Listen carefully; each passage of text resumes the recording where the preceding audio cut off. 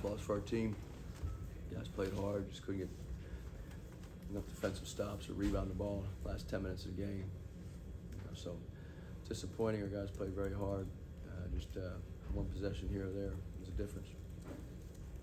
Johnny, it seemed from about the 10-minute mark in the second half when you were up by 16 through the overtime that the offense reverted a lot to a lot of one-on-one plays for either Isaiah or for Boogie. Was that what you were trying to do at that point? Well, sometimes they start switching, so some of our actions were they would switch some of our screening action, but we got downhill and got to the rim. We missed 6 layups. So when you say when you look at Boogie and Isaiah, they were putting pressure on their defense the whole game. So we missed 6 layups last 10 minutes. So we got to the rim and we missed a couple free throws in crunch time, and it was a little frustrating. Josh was sitting on Thursday and just talking about it. It's been no secret that you guys have kind of struggled to close games out at times. Why do you think there's been that consistent? Well, defensive stops. You have to defend and rebound, and we gave up too many second shots, second chance points when they made their run, and then we missed a few layups, and when the other team goes on a run, you got to be able to score the ball at some point, and it wasn't like our guys were taking terrible shots; they just weren't making them. What were you seeing on that last play? It looked like you kind of throw a pin down for Boogie to come off. Anytime you need a three, the other team can guard the 3-point line. They switched out. They switched out on Boogie, and the one guy jumped over the screen, and then the second option was there. So the play even come out. The play before that, we got a wide open 3 for Boogie on the out of bounds play, and he missed it. If that shot goes in, a little different. Coach, how disappointing was it to give up a layup at the end of or a dunk at the end of regulation? It's frustrating. It's frustrating. As I said, it's Simpson got by Bronny, and then he drove, and we went to help, and then he was able to get the ball there, the guy cutting. Do you wish your team had fouled in that situation? Or?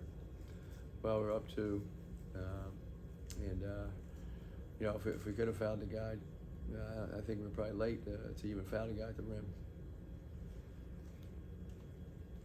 Coach, looking at how you felt kind of get stopped at the rim with Joshua being fouled out, and looking at the big screen, kind of saying it was a block, it wasn't a foul. How much do you wish the NCAA rules committee would kind of look at the review or the challenge that coaches are allowed to do in the NBA on a collegiate level? Yeah, I proposed a challenge 2 years ago, so I'm not sure what the status is on that. But it was looked like a clean block to us too. And that was his 5th foul, and he gave him 2 points. Andy, the rebounding numbers were decisively bad again. I know you're working on that. Is there anything you can do to change, to make some changes to get better results at the boards? Well, you look at the numbers. Our guards got to do a better job, but our big guys, as I always said, you have to have big guys to rebound the ball. That's the first part of being a good rebounding team. Your bigs have to be good rebounders, and some of our guys struggle defensively. They're better offensive rebounders than defensive rebounders. But it's a team effort.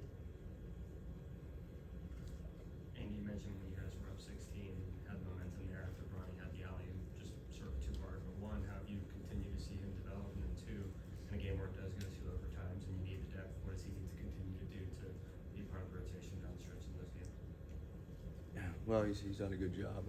He's improved, and we just went with our veterans down the stretch, but he has continued to improve as a player. Andy, one of the things I know you like to do defensively is to switch everything, and it seemed like late in the game when Simpson was hot, they were able to set up a screen. A big was on Simpson, and he was able to blow by for shots. He blew by our guards. He got by our guards too. So it wasn't like the last play he blew by our guard. When you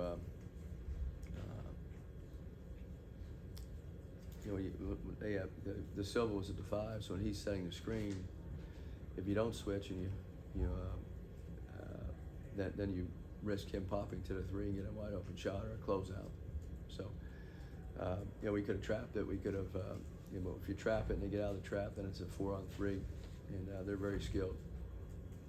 Coach, what's the key to get Vince rebounding the ball? I don't think he had any tonight. Well, that goes back to our bigs. You know, it's hard to be a good rebounding team if your bigs don't get the defensive rebounds. And, you know, he just needs, hopefully can improve. And you come off that win Thursday, today obviously a disappointment. How do you kind of rectify this weekend and where you guys are right now? Well, this is you know, this is a game we had a chance to win, and double overtime loss. And, you know, we're playing better basketball. We have our guys healthy. You know, since they've been back for a week and a half, 2 weeks, we've improved as a team. We're keeping our turnovers down. We're sharing the basketball. Our decision making's improved, and hopefully we can carry some momentum here in the last 3 weeks. This was the first game since Boogie was hurt where he looked like the Boogie at the start of the season. Yeah, he's been. He was more explosive tonight than he ever has been in 2 months.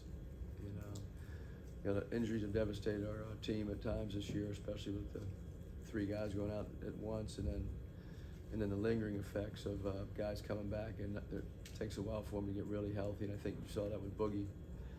Tonight was the first game, and since the Stanford and Cal series at home in early January, that he actually looked like the Boogie that we all know and come to expect.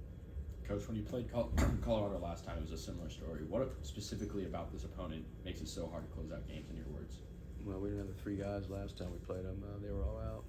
So last game we had too many turnovers. But look, we've been great defensively, and this came down to defense and rebounding, and we just couldn't get enough stops. All you get 1 or 2 more stops in the second half. Andy, earlier this month, kind of a similar fight in an overtime loss to Cal, and then the game at Stanford happens where you guys just looked a little bit flat at times. How do you make sure coming off of this? Well, we that play doesn't UCLA on happen? the road next week. You know, the Stanford game, we were on the road for 5 days in a hotel, and those 5-day trips are tough. We had a Wednesday, Saturday at 7 p.m. That's not an excuse of going under ball screens and letting shooters shoot threes in your face. But you know, our guys bounced back this week after that tough loss at Stanford and competed, beat Utah, and a double overtime game. So they're playing better, playing harder. They're competing. Thank you, Andy. Thank you.